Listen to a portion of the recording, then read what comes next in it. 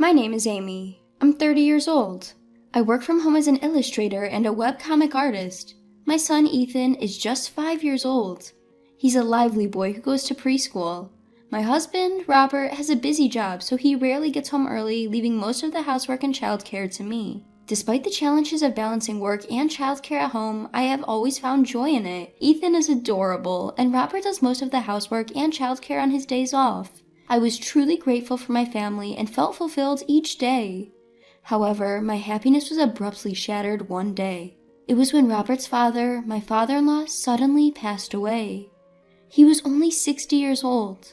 Though it seemed too early for him to pass away, he suddenly collapsed and died. Robert, who lost his father without any warning, was deeply depressed, and it was heartbreaking to see my mother-in-law sobbing at the funeral. During Robert's bereavement leave, my mother-in-law stayed with us. I accepted it, thinking she must be lonely, but I was wrong. After his bereavement leave, Robert went back to his regular work routine.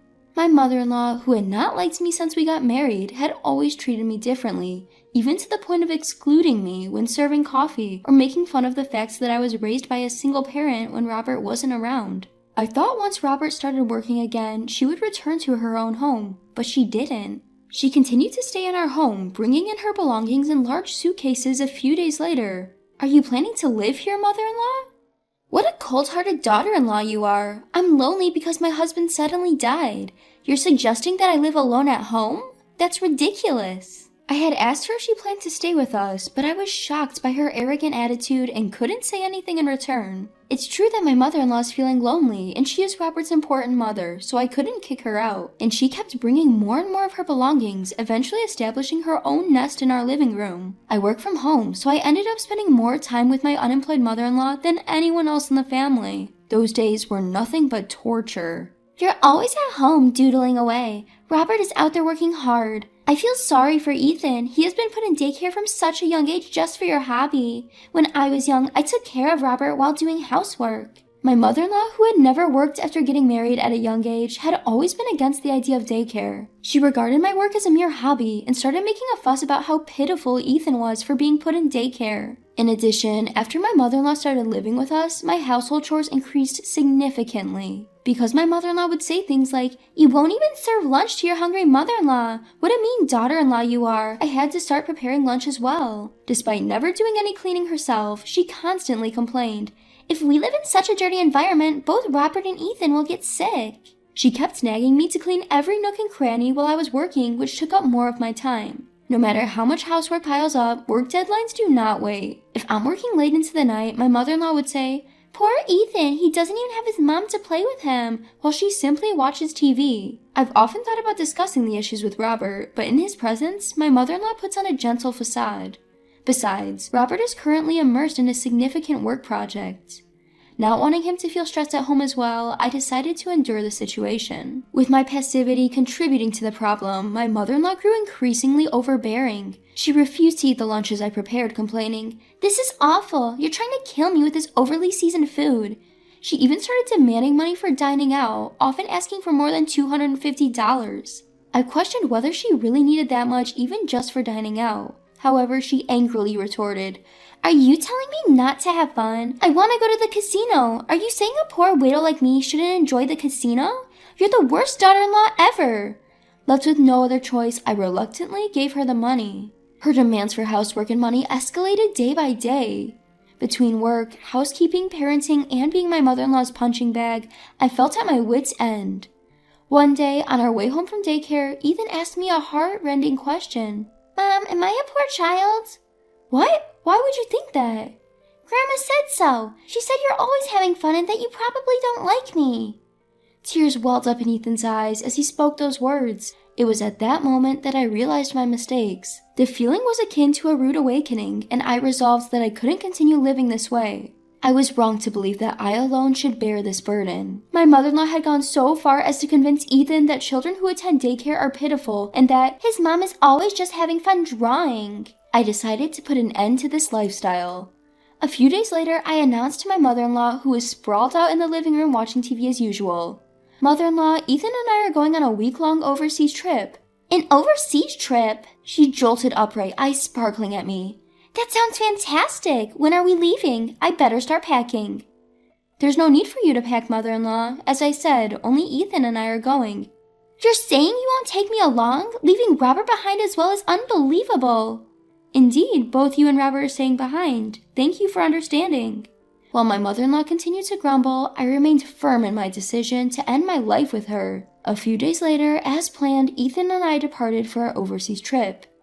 Ethan was thrilled to be on a plane for the first time. With my recent busy schedule between work and chores, I hadn't had the chance to spoil Ethan, so I took this opportunity to spoil him to the fullest. In the midst of our enjoyable overseas trip, I received a call from my mother-in-law. It was unpleasant, ruining the joyful mood, but I answered anyway. With a malicious tone, she said, "Sorry to bother your vacation, but Robert and I have moved out. There's no home for you freeloaders now. You have no place to return, so stay overseas as long as you like."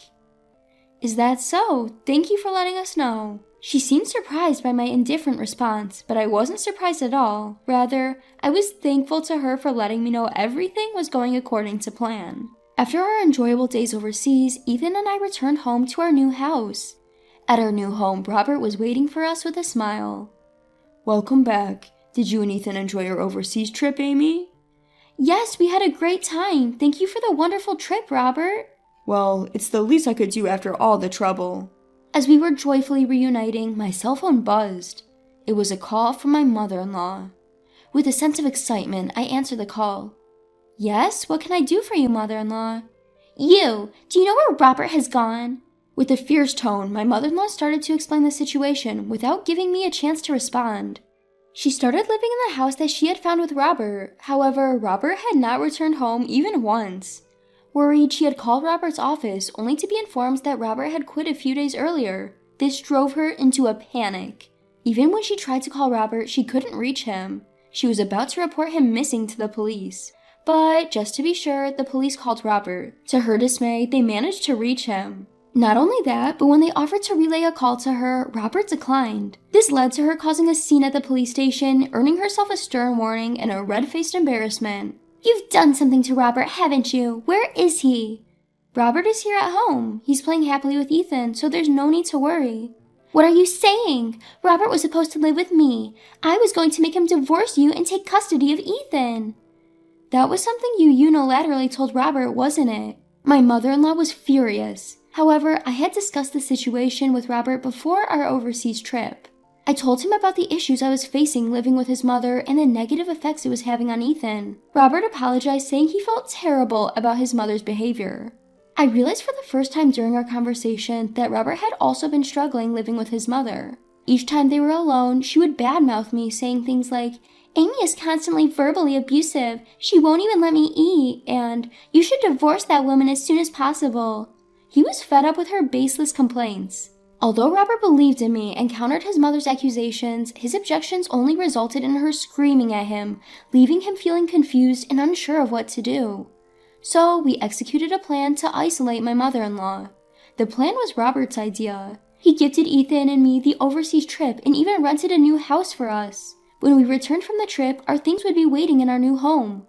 Since our old house was set to be vacated, Robert suggested to his mother that they should find a new house. Misunderstanding his intentions, she happily believed that Robert intended to divorce me and live with her in the new home. In her rush to ensure that I had no place to return to, she quickly settled on a house and completed the move. Robert, without informing his mother, had our family's and Ethan's belongings moved to our new home, while his mother's belongings were sent to her new place. Robert had avoided any contact with his mother, which is why she couldn't reach him. When she called his office, she was told that he had quit because, coincidentally, Robert was headhunted by a better company and decided to change jobs. In other words, during the week when Ethan and I were traveling abroad, Robert, Ethan, and I had moved into a house where we three would live together.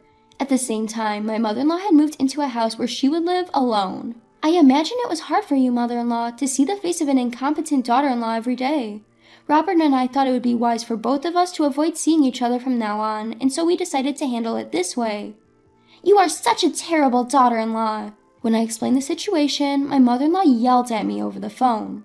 Robert, sighing at the voice of his mother leaking out, came up to me, subtly took over the phone, but she kept insulting me without noticing.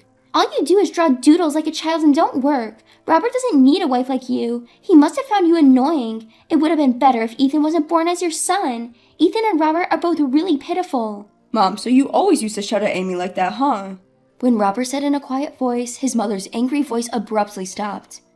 Mom, I love Amy and I have no intention of divorcing her. I know you must feel lonely since Dad passed away suddenly, but it's not right to bully Amy. I regret behaving in a way that deceived you, but it was the only way given that you refused to listen to anything we say.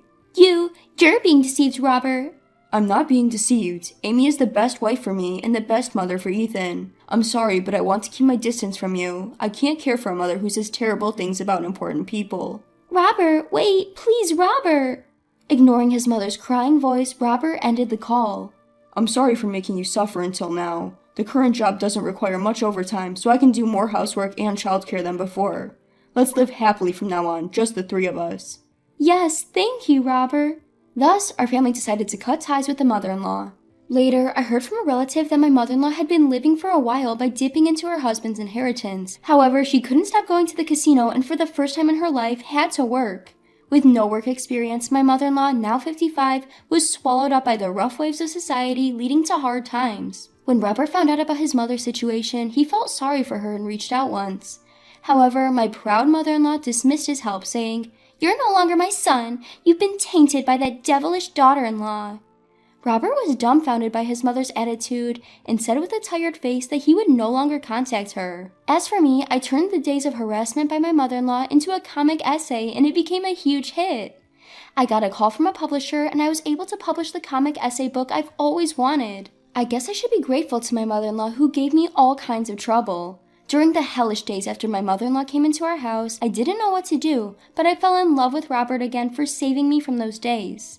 Now, I am serializing a comic essay depicting my warm family life on the web, and it is also popular. I look forward to continuing to spend happy days just like this with Robert and Ethan.